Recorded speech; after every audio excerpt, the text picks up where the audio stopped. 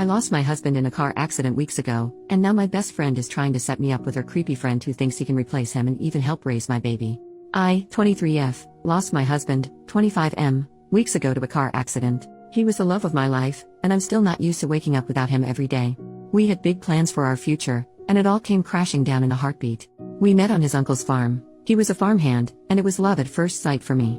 I'm also 4 months pregnant, but I haven't told anyone. I was planning on telling my friend when I was feeling better. My best friend Lee, 24F, has been my shoulder to cry on during this time. She helped me with his funeral and anything else I needed since I'm no contact with my bio family. Story for another time. She is currently dating Barry, 24M, and they usually hang out in a trio with Liam, 24M. When I first met Liam, he hit on me hard. He tried everything, comparing himself to my husband, saying weird things like, "Our kids would be cuter than if you had kids with your husband." He's also made creepy comments like, "You need a city boy," while motioning to himself. I'm a country girl through and through, so I typically shut him down or ignored him. But every time I would get dirty looks from Barry. Skip to Sunday night. I got a message from Lee begging me to come to dinner with her because she wanted to treat me since I'd been through a lot in the last couple of weeks. Feeling not so awful about myself, I decided to go. When I arrived, she wasn't there, so I texted her asking how long she'd be. She told me 5 minutes. She said she was just running late and around the corner. So I sat down and ordered a drink. 5 minutes passed, and she still wasn't there. I gave her the benefit of the doubt and waited another 5. When I was about to call her, Liam came rushing over and apologized for being late. I asked him what he was doing there because I was waiting for Lee, and it was a 2-chair table. He smiled at me and grabbed my hand. I ripped my hand away, and he just said, "Oh, I asked Lee to set us up. Now that husband's name isn't a problem, we can finally get to know each other." He looked so cringy, and I was floored. I stood up and told him that I wasn't interested and that I certainly didn't give a flying FCK about getting to know him. I also reminded him that I just lost my husband. Without a word of a lie, this man stood up and said, "I know you're being overly emotional right now, so I'll forgive you for that. Sit down with me. I'm not saying we have to make love straight away or anything." I was disgusted. I shoved past him and went home as fast as I could. When I got home, Lee messaged me, "So, how was dinner?" with a smiley face emoji. I called her, and when she answered, I didn't even let her get a word in.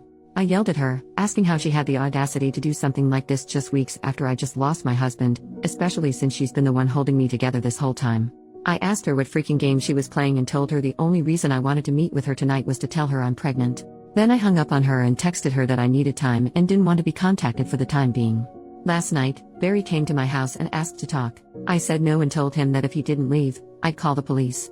He told me I broke Lee's heart and deeply hurt Liam, and that now was the perfect time to get to know Liam because he could help raise my child with me. I opened my door, which Barry took as a sign that I wanted to talk. Instead, I hit him with my shoe and chased him to his car, screaming. I'm actually embarrassed I did that.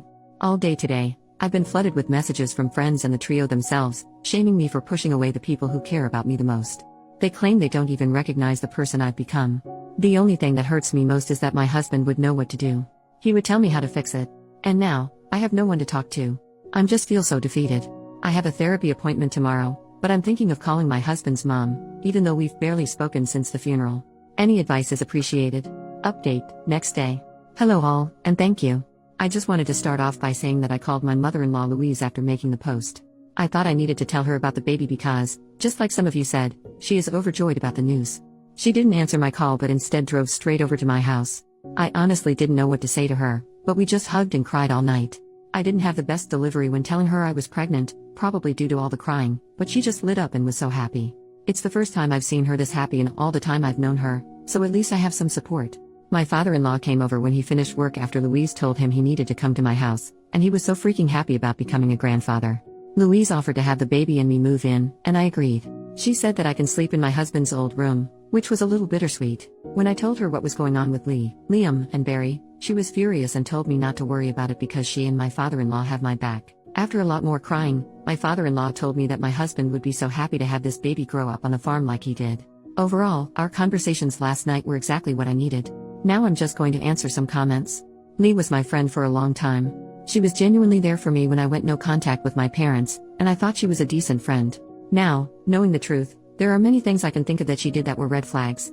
Personally, I think I ignored them because I've never been close to anyone like that other than my husband. Liam is a loser.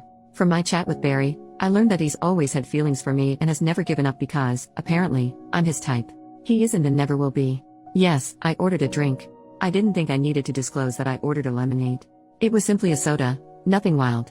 I know I'm pregnant and would never do anything silly. I'm not magically pregnant. My husband and I both wanted children young and had been trying for about a year. We just didn't disclose that we were trying because my husband and I thought it was weird to tell people, oh, we're making love an extra amount. I don't know, my husband and I were very private people and kept a lot of things that way. As for the trio, I've blocked them. None of my family are reaching out because they simply don't know me anymore. The only friends reaching out are mutuals of Lee, Barry, or one of Liam's other friends. I was confused about whether I was a jerk because I left Liam standing there and yelled at Lee. I was so upset that I was confused about the entire thing. Thank you all, and I will update you on what happens because I know Liam will not give up until he's in jail. I seriously hope it doesn't come to that, but the fact that he drove past my house twice is unsettling. I'm hoping that moving to my husband's parents' farm will put my baby and me on a better path. New update, same post. Firstly, some good news. I found out that I'm having a little girl. I'm actually feeling a little bit better today and thought I'd update. I moved in with my in-laws the next morning after they came over. We went to the police, and unfortunately, there's nothing they can do unless Liam trespasses or comes into physical contact with me, pretty much until he gets worse. But I did take the initiative and move, so they think he'll be less of a threat now that I don't live in that house. They did take my screenshots of his creepy messages and noted that he's been driving past relentlessly. After a few days, we came into town to go grocery shopping, and we saw Lee. She went to come over, but my mother-in-law stared at her and yelled, "No." Lee looked a bit awkward because my mother-in-law was yelling, "Yes, I'm talking to you, Lee. Go bother someone else with your bull crap." Lee ended up walking away, which we thought was good. I was greatly overwhelmed, obviously, about seeing her, and my anxiety has gotten worse since the blind date. I think I was also anxious because Lee is never without Barry, so I was very worried. When we finished shopping and were walking back to our car, Lee and Barry were waiting for us. Again, my mother-in-law started screaming.